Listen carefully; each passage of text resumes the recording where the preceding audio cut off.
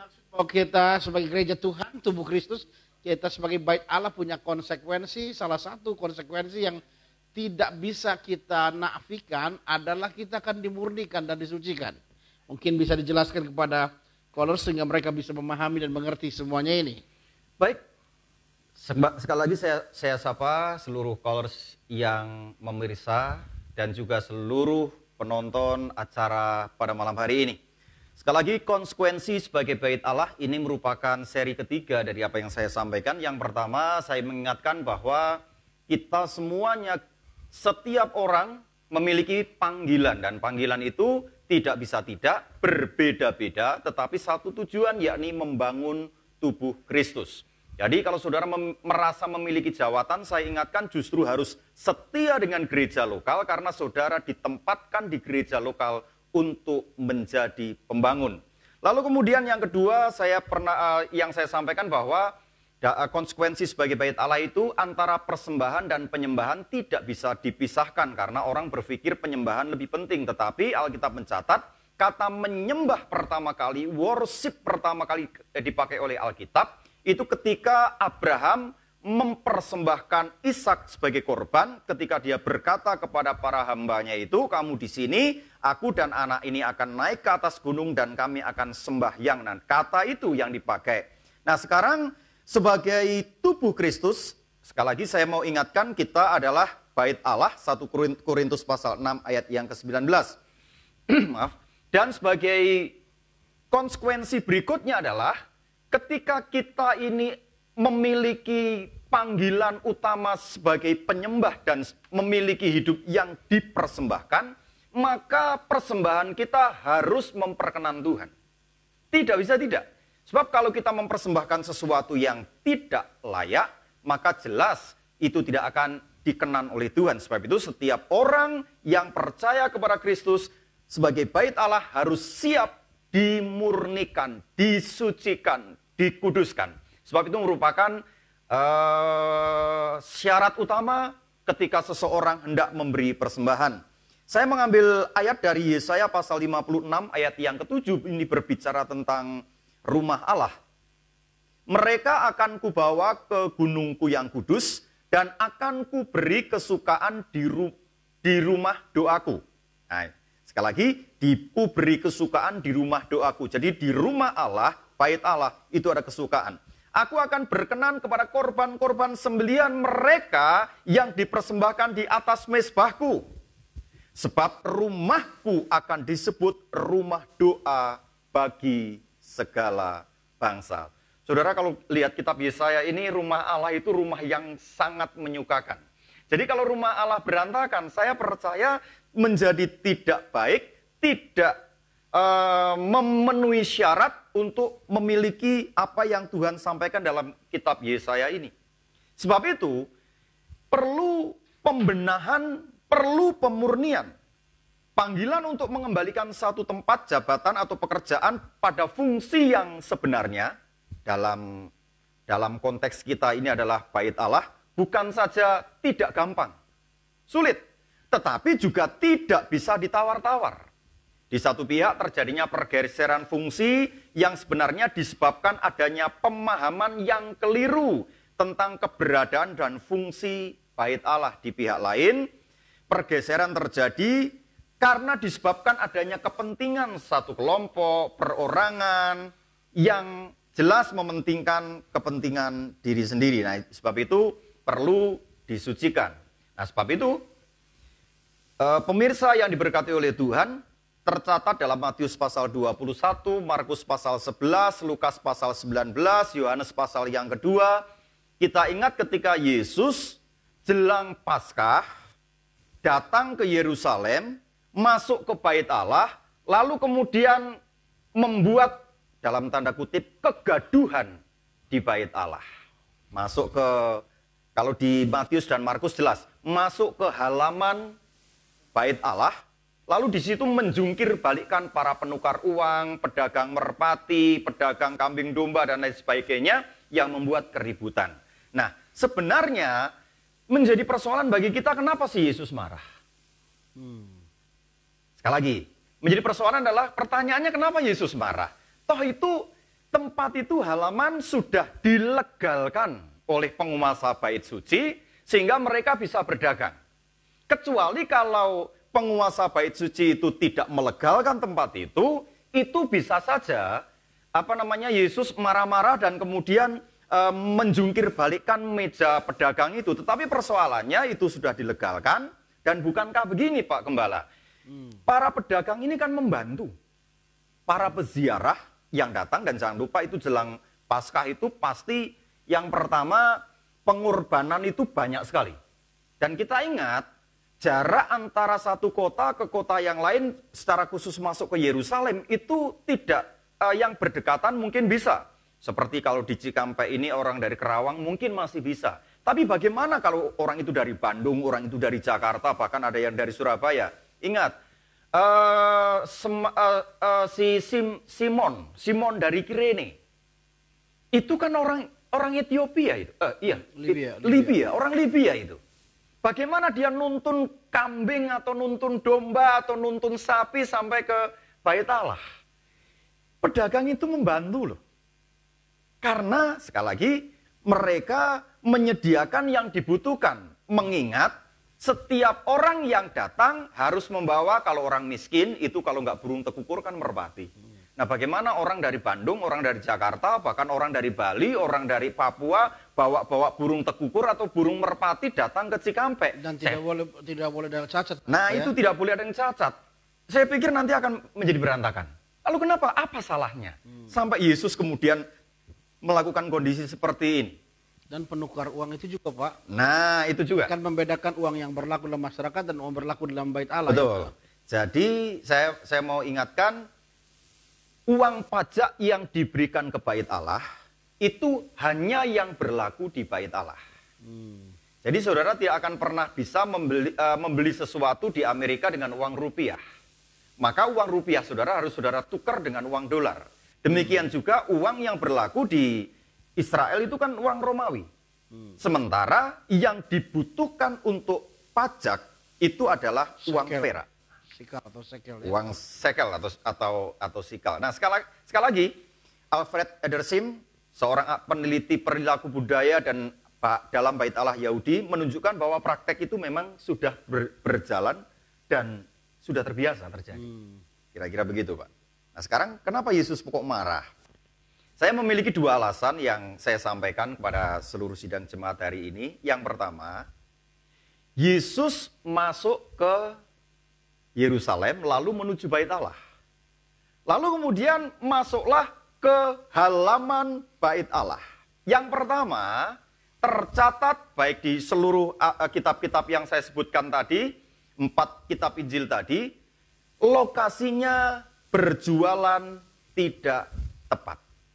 Sekali lagi, lokasi berjualan tidak tepat. Kenapa? Karena menurut peraturan agama Yahudi, pelataran atau halaman Bait Allah itu adalah tempat bagi orang asing proselit yang masuk ke agama Yahudi.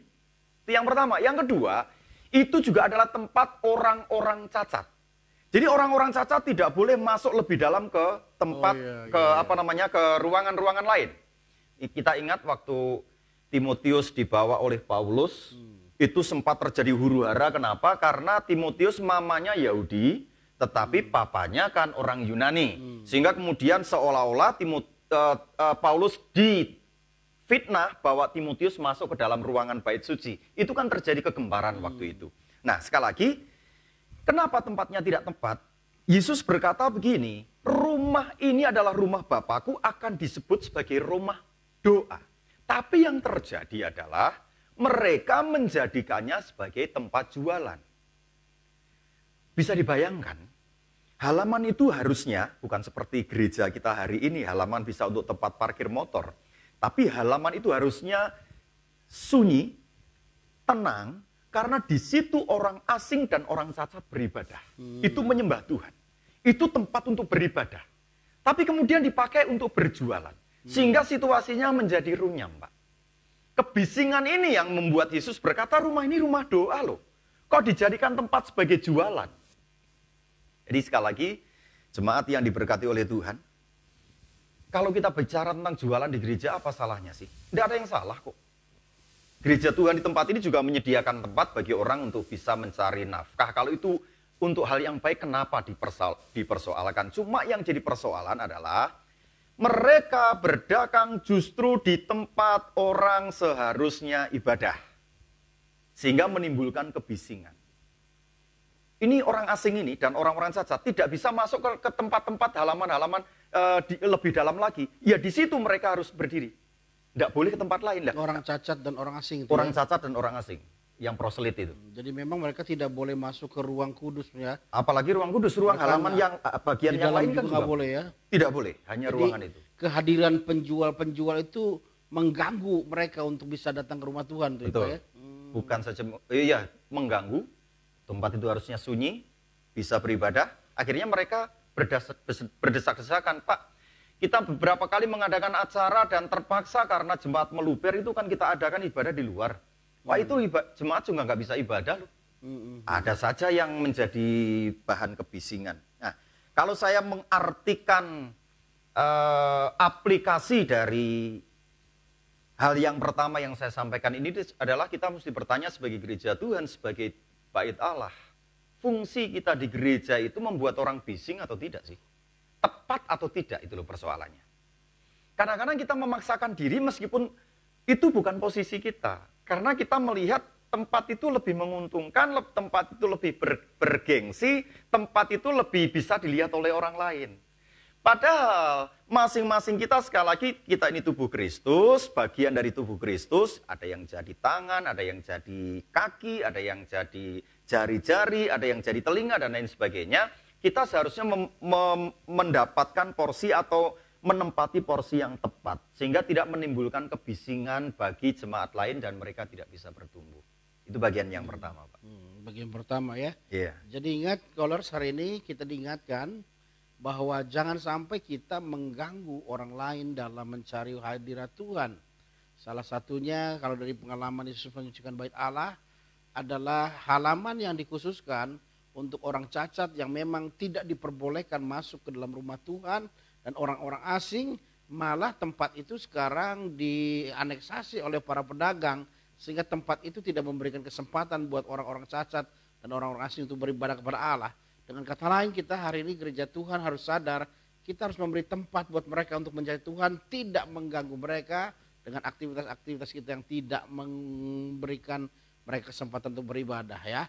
Mungkin yang kedua, Pak Agus akan jelaskan lebih gamblang lagi mengenai bagaimana gereja harus dikuduskan, bait Allah disucikan. Silakan Pak Agus. Oke, jadi sekali lagi kalau bagian yang pertama tadi, kalau Tuhan tiba-tiba intervensi untuk posisi kita, saudara yang biasa jadi leader tiba-tiba tidak bisa lagi menjadi seorang WL, biasa menjadi singer, tiba-tiba Tuhan taruh di tempat lain. Itu karena Tuhan ingin menempatkan posisi saudara, meskipun kadang-kadang menyakitkan. Pedagang itu sakit, Pak, barang dagangannya dilempar-lempar begitu itu sakit. Sehingga mereka bilang ini orang gila, ini seperti itu ya kira-kira ya. Nah, alasan yang kedua, motivasi kita yang kadang-kadang tidak tepat. Para pedagang tadi sekali lagi saya mau sampaikan ini membantu sekali loh. Sebab orang tidak bisa mendapatkan uang perak itu, uang shekel itu dari tempat lain. Disitulah tempat itu, di tempat itulah orang bisa menukar. Orang membawa merpati, membawa kambing domba atau lembu itu kemudian dibawa ke bait Allah. Kalau di tengah jalan kemudian kakinya terpelecok atau kegores sedikit saja dengan kayu, itu sudah tidak layak. Betul. Sehingga kemudian orang yang membawa binatang itu rata-rata ditolak oleh imam dengan alasan tidak layak, entah itu karena cacat atau lain sebagainya. Pokoknya saya mau kasih tahu, syariat orang Yahudi itu kan sangat-sangat ketat. Sangat-sangat ketat. Jadi motivasi yang salah di para pedagang ini sebenarnya kondisinya. Pendek kata begini loh. Para imam bait Allah pada masa itu yang memiliki kuasa besar itu telah menggunakan agama secara nyata sebagai sarana untuk memperoleh keuntungan bagi diri mereka sendiri. Jadi kalau hari ini saudara memperhatikan agama dipakai dalam dunia untuk saling sikut sana sini, sebenarnya bukan hari ini saja. Tapi zaman dahulu pun juga sudah terjadi seperti itu. Nah, Bapak Ibu yang saya kasih dalam nama Tuhan Yesus Kristus, perlu hari ini saudara dipulihkan motivasimu sebagai bait Allah, sebagai rumah Allah, agar kita dapat menjadi yang bagian 2 yang kemarin kita sudah bahas. Ketika kita mempersembahkan sesuatu, ketika kita menjadi rumah doa bagi segala bangsa, kita ini layak. Motivasi kita itu harus benar. Sebab sebagai bait Allah, sekali lagi, kita harus mesti bertanya, motivasi kita ke gereja apa sih? Motivasi kita melayani apa sih? Itu kan sebenarnya bicara masalah kepentingan. Saudara ke gereja ngapain? Itu kan kepentingan. Saudara datang kepada Tuhan, ada orang yang sakit, pengen disembuhkan. Apakah salah? Benar dan tepat. Saudara nggak pergi ke dukun, tapi pergi ke gereja, pergi ke rumah Tuhan, itu sudah tepat. Saudara, hari Minggu sebagai orang percaya mestinya datang ke gereja, tidak ke tempat lain, tidak ke tempat pub, atau kalau pendeta-pendeta yang nyindir saya dengan ngomong pendeta hari Minggu mancing gitu ya, saudara ya. Itu pun nggak salah, saudara datang itu sudah tepat tempat yang tepat. Cuma yang jadi persoalan adalah kalau saudara datang ke gereja dengan kepentingan mencari kesembuhan, maka ketika kesembuhan saudara terima, ya sudah, dadah sama gereja. Saudara ingin mendapatkan ketenangan di dalam masalah yang saudara hadapi. Mungkin saudara tidak terlalu percaya kepada mujizat bahwa Tuhan sanggup memberikan pertolongan. Tapi minimal ketika di gereja ada pujian, ada pendeta yang memberikan kata-kata motivasi sehingga saudara bisa kuat. Saudara merasa tenang di gereja. Tetapi ketika itu kepentingan saudara hanya ketika menghindari masalah selesai, maka jauh dengan gereja. Saudara ketika membutuhkan kebutuhan saudara butuh dalam hal keuangan, bisnismu dan lain sebagainya agar dipulihkan oleh Tuhan. Kalau itu kepentinganmu, datang kepada Tuhan, kepentinganmu dijawab oleh Tuhan, selesai. Sekali lagi, apakah salah? Enggak, itu betul. Saudara ketika bisnismu goncang datang ke gereja, itu benar. Saudara ketika menghadapi sakit datang ke gereja, itu tepat. Tapi yang menjadi tidak tepat adalah ketika kepentingan kita hanya sekedar terima mujizat atau sekedar ke gereja menghibur diri agar terlepas atau minimal terhindar dari tekanan. Sebab itu Mazmur pasal 103 ayat yang ke-7, Tuhan berkata begini, Ia telah memperkenalkan jalan-jalannya kepada Musa, perbuatan-perbuatan kepada orang Israel. Israel cuma terima perbuatan Tuhan, tapi tidak mengenal jalan Tuhan. Musa di mana-mana takut akan Tuhan. Orang Israel dapat mujizat, dia memuji Tuhan. Ketika dapat masalah, dia ngerutu, bahkan tidak jarang ngata-ngatain Musa dan mulai memberontak kepada Tuhan. Hari ini saya mau sampaikan kepada kita semuanya, kadang-kadang Tuhan izinkan, menyucikan kita agar kepentingan kita mulai diperbarui dan diperbaiki. Mengapa kita memberi persembahan contohnya? Kan banyak orang ngomong begini, Pak. Buat apa ngasih persepuluhan kepada pendeta itu? Pendeta itu sudah kaya kok, pendeta sudah gendut kan begitu. Jadi pada akhirnya orang berpikir memberi persembahan itu ke gereja. Apakah memberi persembahan ke gereja itu benar? Tempatnya itu di gereja, tapi motivasimu bukan memberi persembahan ke gereja. Tiap kali saudara memberi persembahan sukarela, persembahan syukur, persembahan persepuluhan, yang dalam pikiranmu itu harusnya saudara sedang berhadapan dengan Tuhan, membakar persembahanmu di mezbah Tuhan, kemudian untuk gereja, masalah gereja itu bukan urusan saudara. Yang memberkati saudara bukan gereja, Pak. Yang memberkati saudara itu Tuhan. Kan ini banyak terjadi sekarang ini, pendeta dengan jemaat berselisih masalah persembahan. Karena jemaat berpikir memberi persembahan itu kepada gereja. Akibatnya dia nuntut sesuatu kepada gereja. Makanya ndak heran kemudian saudara ndak sejahtera ketika pikiranmu memberi untuk gereja. Untuk apa itu ngasih persembahan kepada pendetanya, itu sudah kaya kok, mendingan ke yang lain. Nah, ketika saudara berpikir memberi persembahan ke gereja, itu memberi persembahan untuk gereja atau untuk pendeta, maka saudara akan kecewa. Kalau begitu Pak, pendeta enakan cari orang kaya saja dan memperhatikan orang kaya saja Pak. Tapi ketika saudara memberi persembahan, apapun bentuknya, Meskipun itu kantong kolekte gereja, amplopnya adalah Kingdom of Love, Cikampek, Cikarang, Purwakarta, Karawang, Balikpapan, Palangkaraya, Bali, atau call yang akan kita buka. Pikiranmu bukan kepada call, Pak. Tapi memberikan persembahan di mesbah Tuhan. Nah, masalah duit itu nanti dipakai oleh gereja, itu urusan hamba Tuhan dengan Tuhan. Urusanmu dengan Tuhan sudah selesai. Jangan khawatir, jangan takut. Tuhan berkata begini, ini bahkan sudah menjadi hukum alam juga. Barang siapa menabur angin, dia akan menuai badai. Itu sudah pasti. Saudara memberi persembahan, sudah pasti akan diberkati. Itu sudah pasti. Cuma kalau saudara ngasih persembahan untuk gereja, saudara kecewa, Pak. Waktunya sakit, pendeta nggak besukin, sudah ngerti susah, tiba-tiba pendeta di depan ngomongnya ngaco, nyindir-nyindir, kan begitu, jadi saudara jadi kecewa. Tapi kalau saudara memberikan persembahan kepada Tuhan, saudara tidak akan kecewa deh, karena Tuhan yang membalas saudara. Lalu kemudian juga kadang-kadang kita ini terkungkung dengan pengajaran hidup kudus. Untuk apa saudara hidup kudus? Itu motivasinya mesti benar. Karena ketika saudara memiliki pemahaman yang salah tentang hidup kudus hanya untuk kepentingan diri sendiri agar saudara masuk surga, itu salah, Pak. Saudara akan melihat orang-orang yang bajingan berantakan itu, saudara akan mengatakan, dia nggak layak masuk surga, aku yang layak masuk surga, karena aku hidup kudus, aku hidup suci. Akhirnya matamu bukan mata Tuhan, telingamu bukan telinga Tuhan, tapi matamu adalah mata hakim yang menghakimi orang lain. Tapi ketika saudara memiliki motivasi hidup kudus karena diobrak-abrik tadi oleh Tuhan, maka ketika saudara memiliki motivasi yang benar, saudara akan lihat orang-orang yang berantakan itu. Hatimu akan seperti hati Tuhan. Pernah jemaat Tuhan di tempat ini menangis karena satu orang yang diinjili dia diminta untuk dimakamkan dengan cara agamanya yang lama. Saya bilang kepada jemaat itu, sudahlah Bu, dia sudah mati dan tugas ibu sudah selesai untuk nginjili. Tapi dia berkata apa, Pak? Kasihan. Dia belum terima Kristus. Artinya orang ini memiliki hati tidak hanya untuk diri sendiri, egois rohani, tetapi dia bisa melihat orang lain, sampai orang lain itu mati, dia nangis.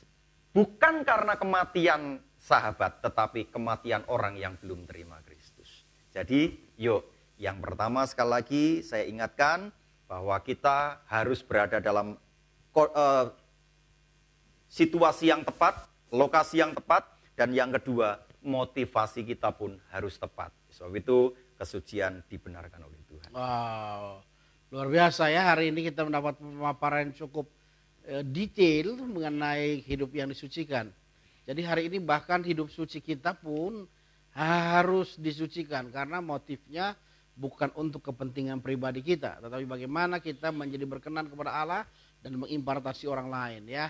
Baik, hari ini kita belajar banyak tentang bait Allah yang harus disucikan.